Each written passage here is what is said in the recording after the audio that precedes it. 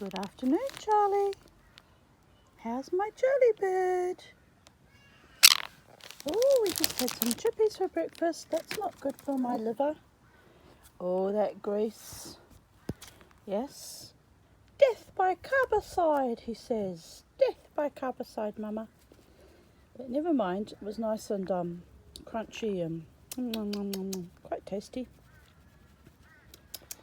We needed a quick fix, didn't we, Charlie? We needed a quick fix of carbs. Just had a lovely phone call from Nigel who woke me up, but that's lovely. We had a lovely chat.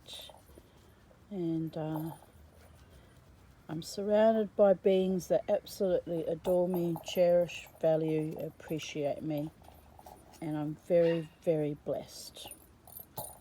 This is called mindfulness, people. But all jokes aside, I am very, very blessed. Yes. And my little Charlie is quilling again. I can see the little quills coming out all over his head. Still popping out little quills, like a phoenix bird. He says, I'm not going to go down in a blazing ring of fire, Mama. I'm just getting new feathers because that's what I do. I know. Clever bird. Clever birdie num num. Clever birdie num num.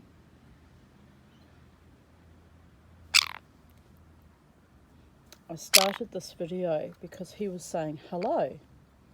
But now that he knows that the camera is on him, he's gone back to some weird clicking, grunting noise. It actually sounds a little bit too much like my mother's noises she made when she was dying, so creepy, but I'm sure it's got nothing to do with that. It's just similar little noises that she was making. Yes, you make the nice birdie noises. Don't remind me of Gisela and her evil ways. Oh, I must tell you, I watched Relic last night, and as I said to you, there was a brief haunting last night. The little bells on the back door started tinkling, which I thought was interesting because the movie Relic, which is about a grandmother with dementia, well, apart from the ending that was a bit bizarre, but it was rather triggering and synchronistic because it did remind me about myself and my relationship with my mother. It's funny, how abusive and narcopathic parents weave this kind of spell on their children, in my mother's case quite literally as well as figuratively, because we found spells in the pantry when I went to clear out her house. But they weave the spell on their children.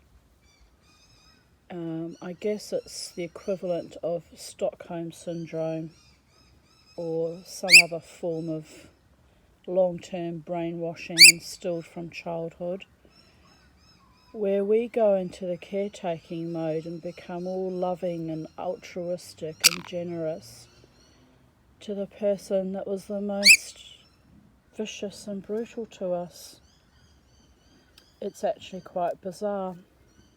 So I've been thinking about that this morning, the bizarre nature of how even at 55 years old, I'm still trying to prove to myself that I have worth and merit and deserve love and safety, which was basically what that running around after my evil hag of a mother for the last 18 months of her life was about. It was about proving to myself that I wasn't the daughter she made me out to be, and all her filthy lies with the rabbis in Brisbane and all my associates and friends and even acquaintances I hadn't seen in 20 or 30 years she was slandering me to. So there you go. It's I got back my integrity, but at what price? A hellish little price, little Charlie. He's saying, don't worry, Mummy, you got me. We've lost the camera because he's jumped on my chest. Excuse my hair. My hair's a mess. I've just not long got out of bed. You've got me, Mummy T. You kisses? Says, I will never betray you. I will never lie to you. I will never neglect you. No, you won't. You're a very loving birdie. You're a very loving birdie. I know.